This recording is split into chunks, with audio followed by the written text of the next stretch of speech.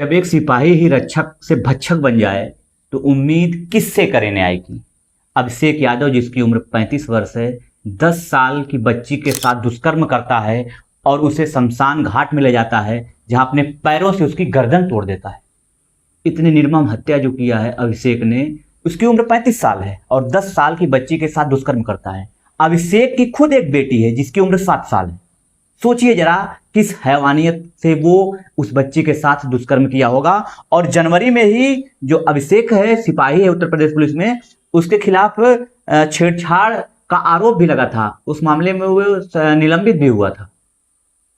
तो सोचिए जरा, एक केस पहले से चल रहा, मतलब एक मामले में वो पहले दोषी पाया गया था, उसके बाद बहाली हुई और उसके बाद उसने जो ये कुकर्म किया है गोरखपुर में, आजमगढ़ की रहने वाली ये बच्ची जिसके पिताजी ई रिक्शा चलाते हैं और उसकी मम्मी प्रेग्नेंट थी और उसकी एक बड़ी बहन थी जो अस्पताल में भर्ती थी। अस्पताल में 10 साल की बच्ची खाना लेकर गई थी।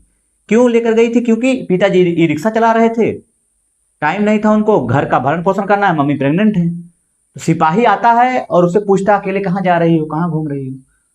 फिर वो चला जाता है, वो नहीं जाती है बच्ची साथ में। दोबारा आता है बाइक से और अपनी बाइक पे बैठा कर उसको लेके चला जाता है, शमशान घाट पे ले जाता है, दुष्कर्म करता है, गर्दन तोड़ता है। और जिस तरीके से पोस्टमार्टम रिपोर्ट आई है, पोस्टमार्टम के लिए जब ये जा रहा था, पुलिस का ये जो कर्मी है, क्या नाम है इसका, अभिषेक यादव, तो जो डॉक्टर और नर्स का स्टाफ था खुद मारने के लिए दौड़े इसको।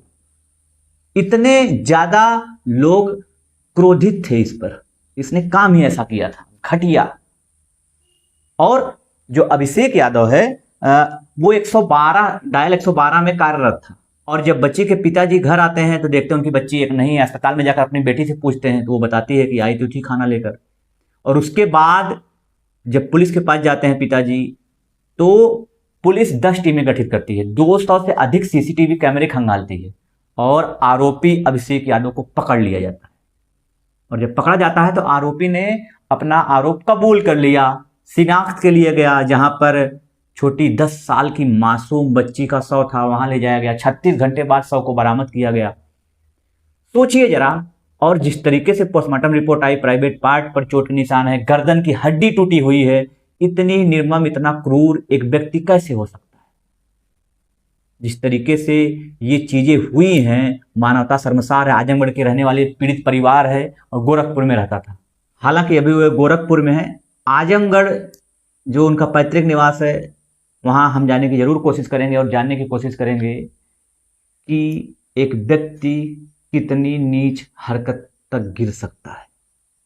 एक सिपाही जिसके ऊपर जिम्मेदारी थी कि नागरिकों की सुरक्षा करे, वही ही जब रक्षक से भक्षक बन जाए, तब न्याय की उम्मीद किससे की जा सकती है? सोचिए जरा और इस बारे में आपकी जो राय हो वो भी बताइए। धन्यवाद।